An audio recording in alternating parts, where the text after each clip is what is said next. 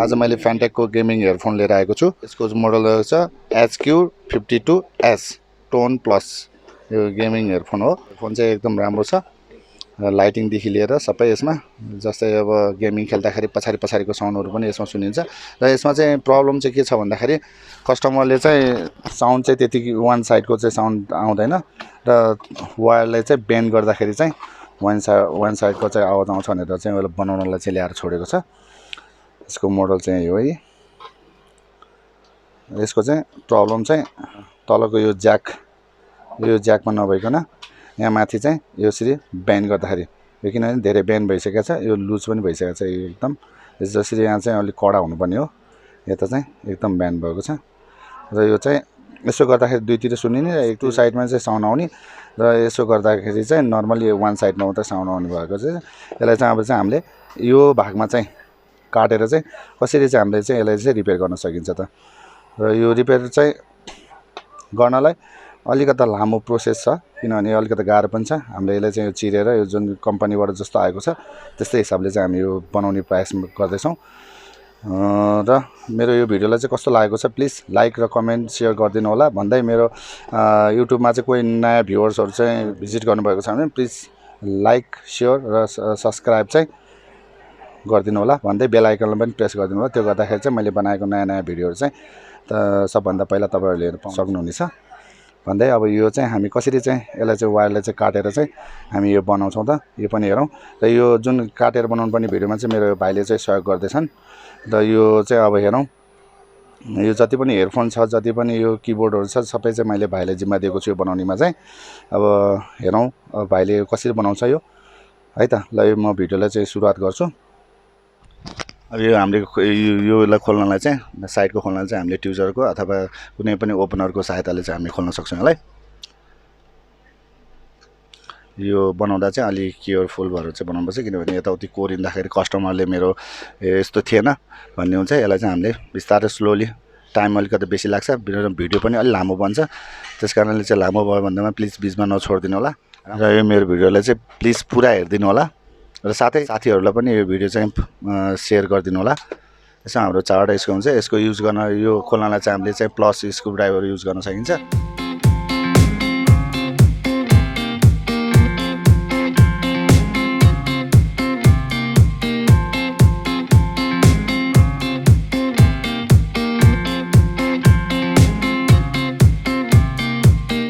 अब यो हामीले यसरी खोल्यौं। यसमा चाहिँ तपाईले देख्न सक्नुहुन्छ यो स्पिकरको लाइन भइहाल्यो, त्यो उता लेफ्ट राइटको लागि भयो।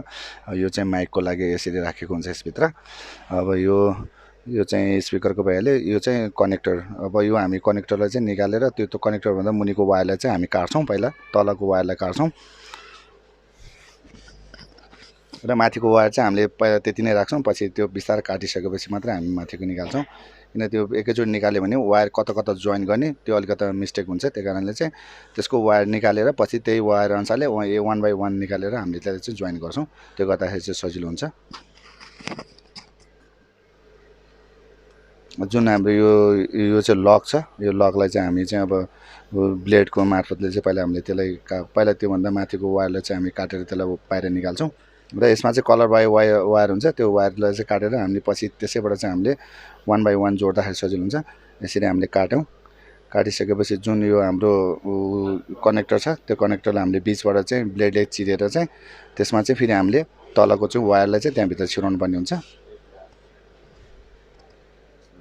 त्यसको बीचबाट चाहिँ हामीले यसरी चाहिँ चिरेर चाहिँ हामीले त्यसभित्र चाहिँ वायर छिराउनु पर्ने हुन्छ। यसरी ब्लेडले मार्फतले चाहिँ यसलाई अलि मेन टाइम त लाग्छ, लङ टाइम लाग्छ। त्यही पनि हामी यो भिडियोमा चाहिँ यसरी चिरेर चाहिँ यसलाई बनाउँदाखेरि ओरिजिनल जसरी कम्पनीले हालेछ त्यसरी चाहिँ हामी बनाउन जान्दैछौँ। हामीले त्यसलाई चाहिँ अलिकति मेहनत गरेर भित्रसम्म त्यसको बराबर गरेर हामी त्यहाँ हालेर यसरी चाहिँ यसरी चिर्छौँ। हामी कट गरेर, किन पुरै कट नगर्ने, वान साइड मात्रै कट गरेर चाहिँ त्यसमा चाहिँ हामी वायर छिराउँछौँ। यसरी हामीले चाहिँ त्यो उलाई चाहिँ प्लास्टिकको उलाई चाहिँ हामीले त्यसरी चिर्यौं। चिरिसकेपछि हामी यसमा चाहिँ वायर छिराउँछौँ। अब यसको वायरलाई चाहिँ हामी अलिकति भाग काटेर फाल्छौँ, किनभने त्यो साइडमा चुँडेको हुन्छ भित्रको वायर। त्यसले गर्दाखेरि चाहिँ वायरलाई चाहिँ ब्यान्ड गर्दाखेरि चाहिँ सुन्ने, ब्यान्ड नगर्दाखेरि चाहिँ वान साइड सुन्ने, ब्यान्ड गरेर गऱ्यो भने दुईतिर साइड सुन्ने, तर इको टाइपको साउन्ड हुने कारणले चाहिँ यो चाहिँ रिपेयर गर्न लागेको। अब यसलाई हामी पहिला सुरु यसको अलिकति तलसम्म काटेर हामी यसको वायर निकाल्छौँ र पछि हामी त्यसभित्र छिराउनेछौँ।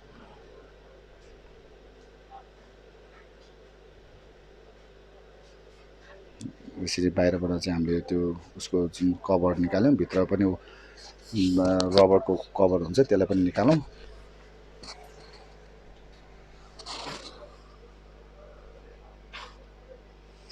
र यो मेरो भिडियो कस्तो लाग्यो प्लिज लाइक, सेयर र कमेन्ट गरिदिनु होला र साथै मेरो च्यानललाई चाहिँ सब्सक्राइब गरिदिनु होला। त्यो अनि बेल आइकनमा पनि प्रेस गरिदिनु होला। त्यो गर्दाखेरि चाहिँ सबभन्दा पहिला तपाईँले मैले बनाएको भिडियो चाहिँ हेर्न पाउन सक्नुहुन्छ।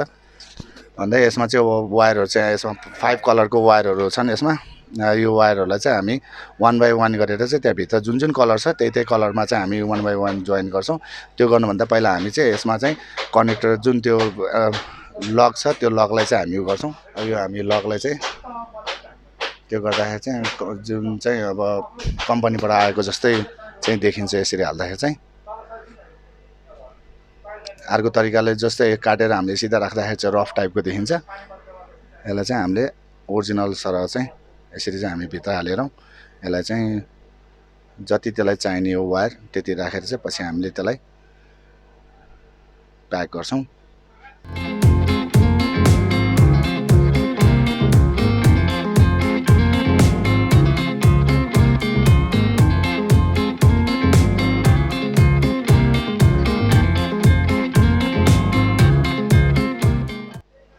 यसलाई चाहिँ अलिकति मिलाउनलाई चाहिँ हामी भित्रभित्र अलिकति प्रेस गरेर जुन पहिला भित्र रहने वायरलाई चाहिँ हामी राम्रोसित चाहिँ त्यसलाई चाहिँ प्याकिङको लागि नकाटेको जस्तो देओस् भनेर चाहिँ हामी बनाउने प्रयासमा छौँ।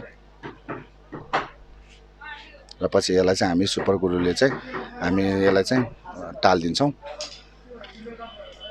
अब हामी यति गरिसकेपछि यसको जुन पहिला हामीले काटेको कलर थियो त्यो कलर चाहिँ 1 बाई 1 गरेर हामी पहिला हामी त्यसलाई चाहिँ सोल्डिङ गरेर चाहिँ पहिला यसलाई हामीले सोल्डिङ गर्नुपर्छ, किनकि आपसमा नजुत्ने वायर हुन्छ। यसलाई 1 बाई 1 हामी चाहिँ सोल्डिङ गर्छौँ। यो किनभने कोटेड वायर हो।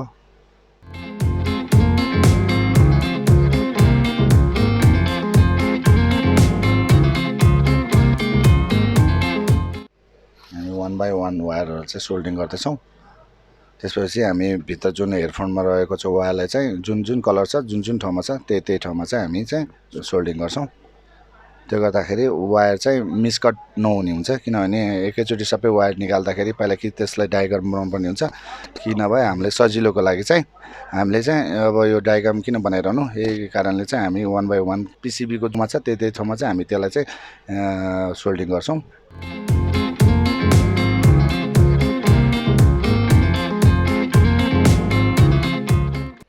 अब हामी इयरफोनको भित्रको भागमा जुन जुन कलर छ अघि हामीले कट गरेर राखेको त्यही कलरलाई चाहिँ हामी जोइन गर्नेवालामा छौँ।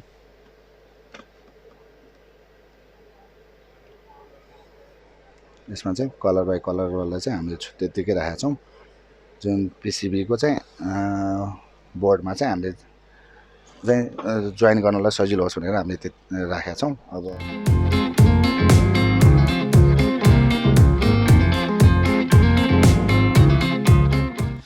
अब यसमा चाहिँ वायरहरूमा चाहिँ जुन यो रेड र येल्लो टाइपको चाहिँ अर्थिङ भइहाल्यो। दुईवटा चाहिँ ग्रिन र ब्लू चाहिँ लेफ्ट राइटको वायर चाहिँ हामी जोड्न जाँदैछौँ।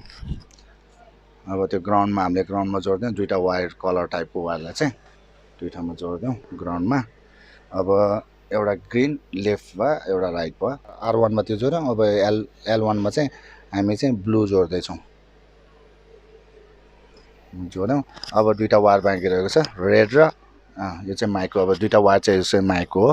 अब माइकमा हामी जोड्दैछौँ। जम्मा यो हेडफोनमा चाहिँ 5 पिस वायर हुन्छ भित्र। अब यो जोड्न पनि सजिलै छ, तर यसमा चाहिँ काम चाहिँ अलि लामो अलिक गाह्रो चाहिँ यसमा छ, हार्ड छ वर्क चाहिँ। त्यही कारणले चाहिँ अलि टाइम लाग्छ यसमा। यो चाहिँ अब हामी यो साइडमा राख्छौँ। अब यसलाई चाहिँ हामी माइकको लागि चाहिँ जोइन गर्छौँ।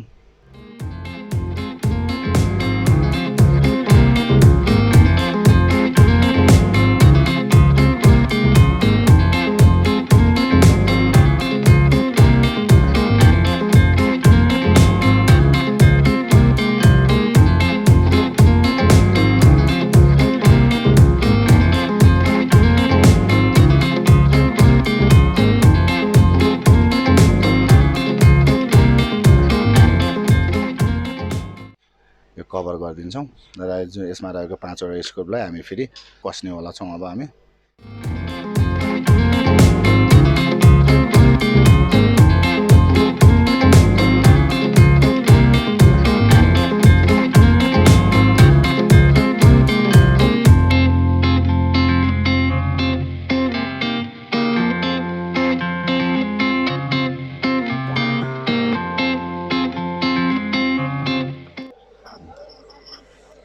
जुन हामीले कट गरेको भाग थियो त्यहाँ चाहिँ अब सुपर ग्लुले चाहिँ हामीले यसलाई जोइन गरिदिन्छौँ कि त्यो गर्दाखेरि चाहिँ युज गर्दाखेरि चाहिँ वायरलाई चाहिँ बाहिर नआओस् भनेर चाहिँ यसलाई चाहिँ हामीले अब यसलाई हामीले प्रेस गरिदिन्छौँ।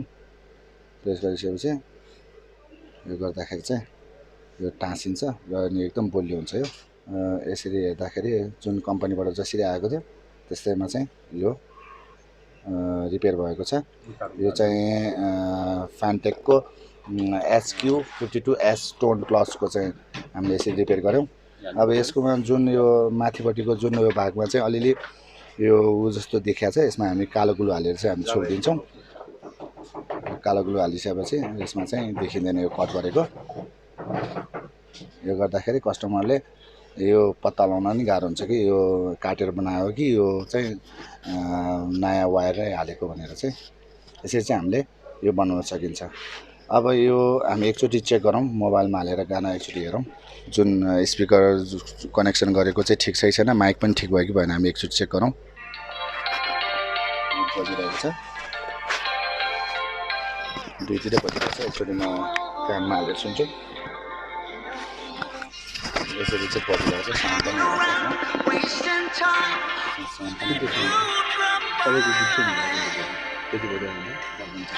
एकचोटि यसलाई माइक चेक गरौँ। Hello hello hello hello hello hello hello hello mic testing mic testing mic testing. हजुरले स्क्रिनमा देखिरहनु भएको होला, यसमा रेकर्डिङ पनि एकदम मजाको भइरहेछ। यो चाहिँ हाम्रो 100% सक्सेस भएको छ। फ्यान्टेकको गेमिङ इयरफोन मोडल नम्बर छ HQ52S टोन प्लसको चाहिँ हामीले यसरी चाहिँ हेडफोनको चाहिँ जुन वायरलाई चाहिँ ड्यामेज भएकोलाई चाहिँ हामीले यसरी बनाउन सकिन्छ र यसको माइक र प्लस स्पिकरको दुइटै सक्सेस भएको छ। र यो मेरो भिडियो कस्तो लाग्यो प्लिज लाइक गरिदिनु होला, सब्सक्राइब पनि गरिदिनु होला मेरो च्यानललाई, र साथीहरूलाई पनि यो भिडियो चाहिँ सेयर गरिदिनु होला भन्दै आज म यो भिडियोबाट चाहिँ बिदा लिन चाहन्छु।